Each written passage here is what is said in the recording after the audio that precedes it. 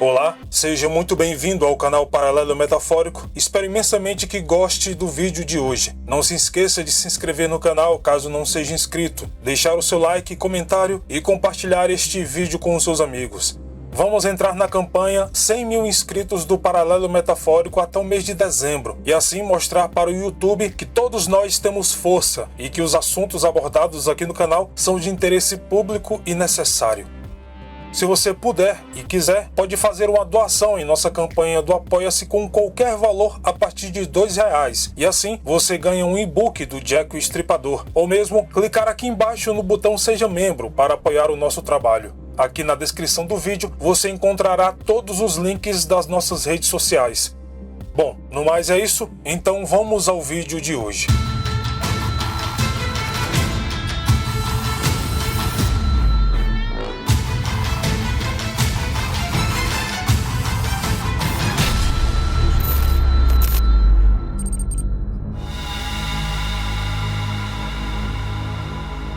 Shadow of Mor mantém uma quantidade incomum de serenidade e maravilha natural no noroeste da Inglaterra. Sua paisagem desolada se estende por quase 48 quilômetros quadrados e seus lagos permanecem intocáveis e silenciosos, a menos que sejam perturbados pela garoa usual do clima de Yorkshire. Sua beleza é contrastante e gritante com a história sombria do lugar, que foi palco de várias batalhas sangrentas durante a Idade Média, além de assassinatos não resolvidos, principalmente nos anos 70 e 80. Isso devido à sua localização remota, onde muitos corpos eram desovados naquele lugar. E não é só isso. Os pântanos de Shadow of Mor são lembrados por muitos habitantes locais por inúmeras outras tragédias. Em 1949, por exemplo, uma aeronave Douglas DC-3 caiu ali, deixando 24 passageiros e tripulantes mortos. Quando estava sobrevoando os pântanos, o avião foi subitamente envolvido por uma névoa espessa e o piloto, indefeso, bateu em cheio numa colina. Mas a tragédia não acaba por aí. Outra aeronave foi despedaçada e explodiu em chamas, uma hora depois do primeiro acidente, em 19 de agosto de 1949, a apenas 64 quilômetros do local onde o Douglas DC-3 caiu, e o condado de Yorkshire foi atingido por um luto inesperado. Estes acontecimentos são lembrados por muitos até hoje. Mas, para manchar ainda mais a mórbida história que cerca o lugar, está o caso de Neil Doveston. À primeira vista, o caso parece ser o enredo de um elaborado romance de Agatha Christie, desde o nome do sujeito, a localização sombria, até o veneno encontrado no bolso do cadáver. Não é à toa que muitas pessoas acham que essa história não passa de ficção e por isso não dão muita atenção aos fatos. No entanto, o caso de Neil Doveston continua sendo um dos mistérios mais intrigantes da história britânica moderna, e os detalhes são tão confusos quanto trágicos.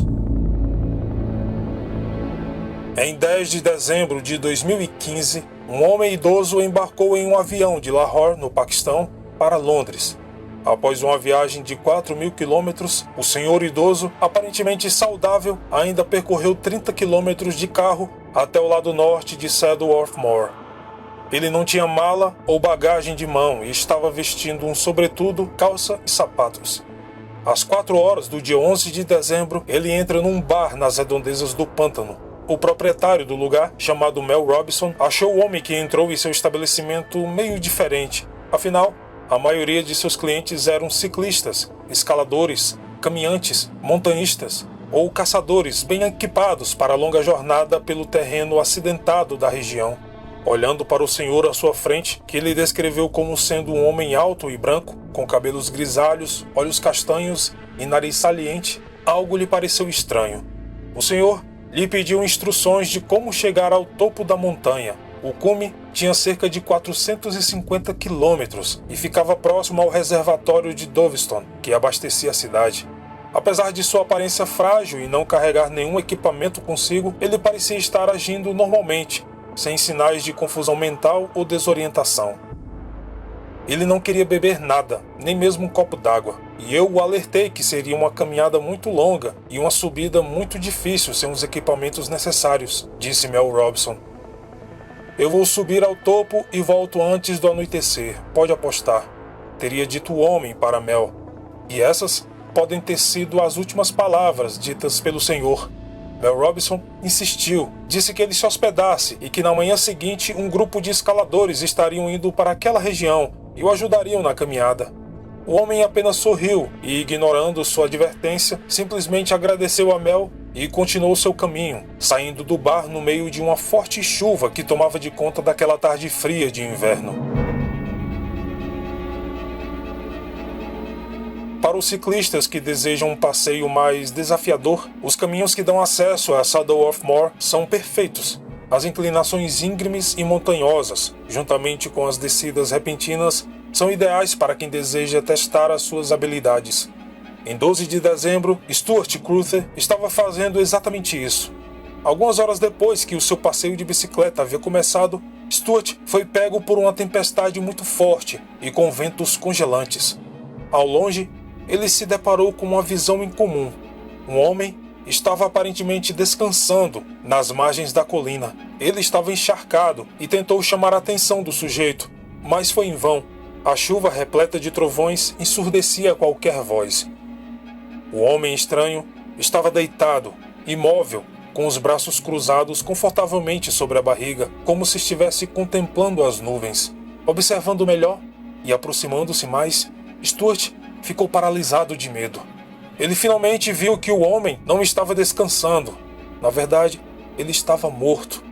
Stuart correu para chamar ajuda, e quando os membros da equipe de bombeiros locais chegaram à colina, eles imediatamente suspeitaram que o homem havia sofrido de um ataque cardíaco após uma longa caminhada.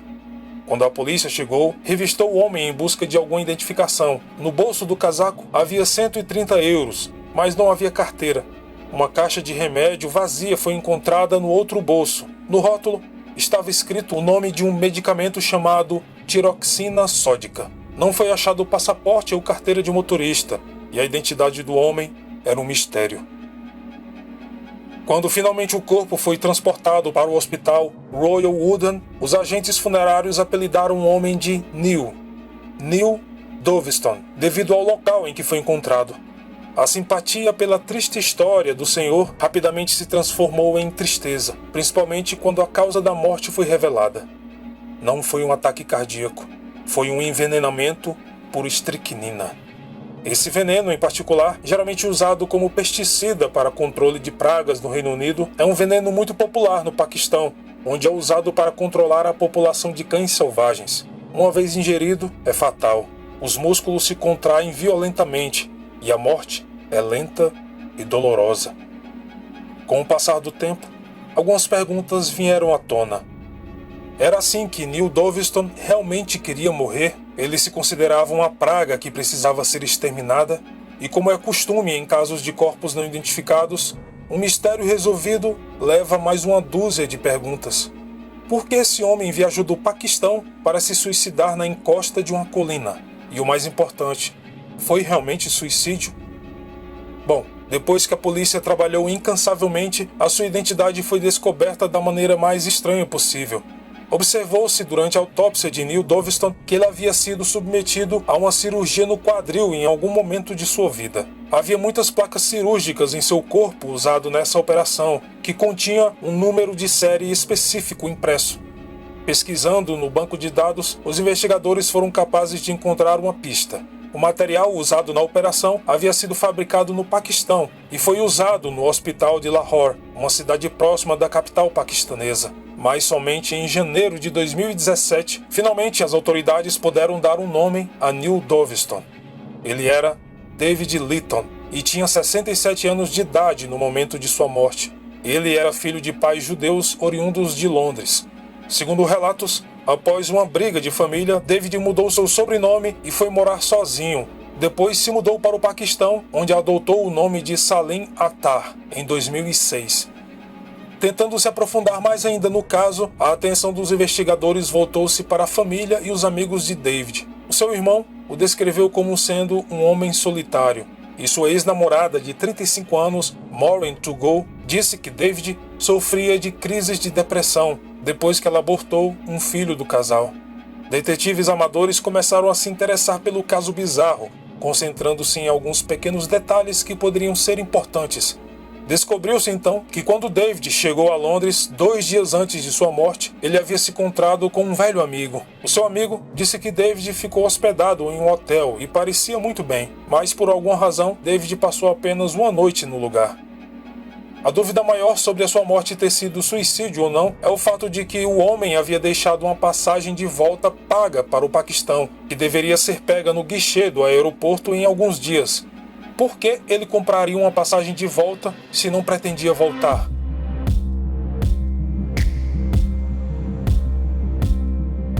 Não demorou muito e começou a circular pela internet boatos de que David Litton era na verdade um espião.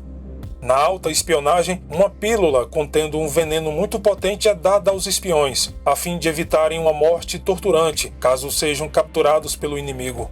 Normalmente, uma pequena cápsula contendo cianeto é engolida, resultando em uma morte rápida. Para muitos teóricos do caso, essa parecia uma explicação provável sobre o que havia acontecido, pois se David viajou por alguns dias a Londres para algum tipo de missão secreta que tenha dado errado, ele então subiu uma colina fria e úmida para se matar e confundir a polícia e investigadores, a fim de proteger sua identidade como agente de espionagem e, consequentemente, a sua missão. Pois bem, por mais absurda que pareça, é preciso admitir que qualquer explicação pode ser válida neste caso bizarro.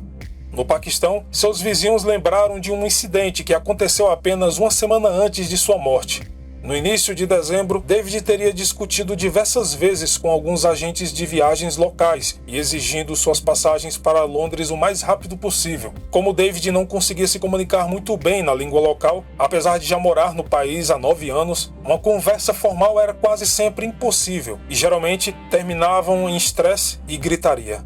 O que quer que tenha acontecido no Paquistão, David parecia estar desesperado em voltar para Londres o mais rápido possível. Parecia provável que David estava fugindo de alguém ou de alguma coisa. Infelizmente, ainda não temos respostas definitivas sobre os acontecimentos. Após o inquérito sobre a morte de David Litton ter sido encerrado em 2017, os investigadores declararam que questões fundamentais permanecerão sem solução e um veredito final é impossível.